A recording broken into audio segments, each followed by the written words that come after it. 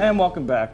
The term mental illness is still something that has a remarkable, and unfortunately still has a remarkable stigma associated with it. It's something that more times than we are willing to recognize reaches close to home. We often know people who are experiencing it directly themselves, and in many cases aren't aware that they're going through with it because they don't have kind of that basis to draw from. We're very fortunate to have Leslie Bennett here to actually describe her own personal journey with mental illness and hopefully dispel a lot of the misconceptions associated.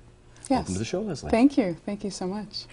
You know, I was looking through your story, and the story starts off like anybody else's story. I mean, you were part of a typical family, you grew up in the Toronto area, there was nothing extraordinary about your story. So I think when people find out this is a lady who's had her own battles with mental illness, that sort of speaks to all of us in that it doesn't have to be that extraordinary circumstance or, you know, the person who had this terribly difficult journey growing up. It happens to anyone. You know, it does. And it's an interesting point because I look at my life and I think, you know, I had friends growing up, there wasn't anything that happened, there was no abuse growing up, and so, you know, how did I get to have been diagnosed? I can tell you that there were two things that happened in my childhood before I was 10 years old that, you know, they weren't really extreme. One was my parents were separated when I was 10.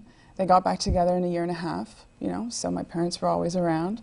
And then the second was my brother, who was born before I was, he was born with a neuroblastoma tumor on his spine. And while they did an operation and radiation, there were complications around 6 months old. And he ended up having multiple physical and mental disorders. And so what happened, David didn't live with us at home. He lived in a home where people took care of him.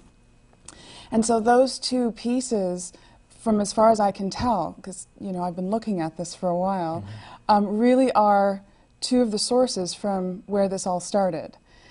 So I can tell you that in high school, you know, it was pretty normal for me. I was one of the social girls, partied a lot, smoked a lot of pot, did that thing. And when I look back, I now know that I was actually really just trying to numb myself and not be in reality. Well, and that's the tricky thing. When you're talking about illness, you know, typical illnesses, you know, there are things that, there are symptoms that you have that are very specific to that illness.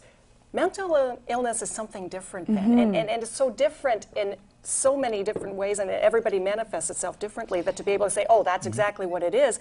And it took a long time till you finally came up with the diagnosis that you did. It did. I was 27 when I was diagnosed. It was 1997. And there was one other piece that I haven't mentioned. I have mental illness in my family, so I was predisposed to mental illness. And when you don't know that, you do what you do. And I think if I had known that, I may have changed my actions. I'm not sure. I was a teenager at the time.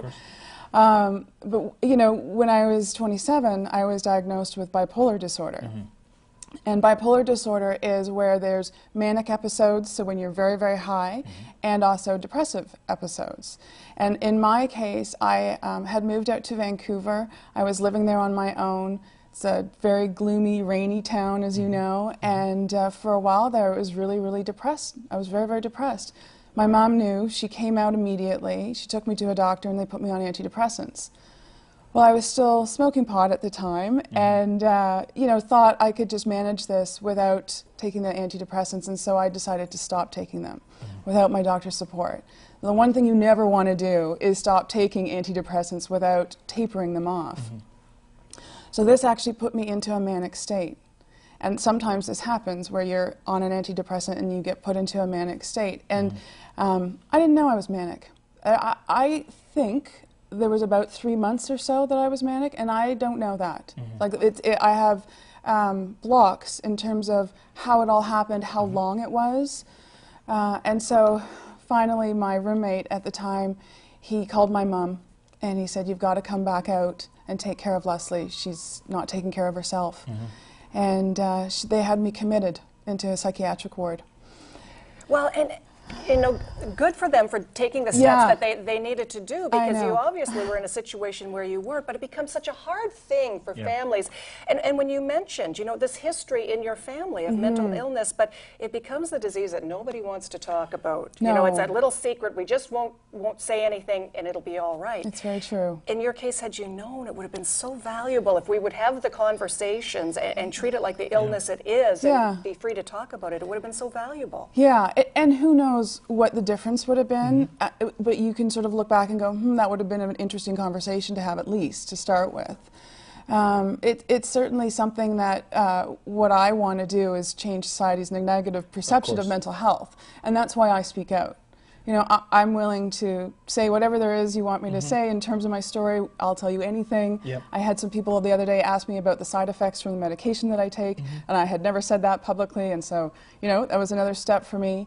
And it really is about awareness and education and people speaking out, because I don't know any other way to dispel stigma. And it's obviously still very much an uphill battle, because I mean, what makes good television is to polarize and to sensationalize characters. So the issue of mental health in the media often tends to be that you get these such intense stereotypes, and because of that, and especially when you were talking earlier about how you couldn't say that there was any one major event that was responsible for kind of being a catalyst for what you went through. I mean, that's the other misconception too, is that often it can be an additive thing where a series of events will bring you to that place. And early detection is key. And dialogue, definitely, so that people have an opportunity to kind of nip it before it does become something that is so, extreme. It's so true. Absolutely. So, yeah, no, it's a really compelling story. I mean, and the fact that, I mean, you've said you've now been without any forgive me, yes, the wrong term, no, episode. yes, yeah, thank you. Okay. So since 1997, I had one episode, which was the manic episode. It put me into the hospital. They diagnosed me with bipolar disorder, and they put me on medication at the time. The same medication that they put me on at 12 years ago, I'm still on, and I will not go off my medication. One of the challenges that many people have is they do go off their medication because they feel well. Of course. And I've been well for 12 years without an episode. You know, I successfully manage my own diagnosis. And really, it's about knowing what support you have around you, understanding what sort of medications or what sort of treatments can help you, and really realizing that, you know, the bipolar disorder is a disease that you have, and that you have to treat it. Absolutely. Well, and yours is the face of hope that we really want to leave people with when we're thinking of mental illness, and the hope that is out there for people to get those conversations going so that, you know, we can all be well. Yes, absolutely. Thank you for joining us. Thank you so Leslie. much. It's good to have you here. We're back in just a moment. Stay with us.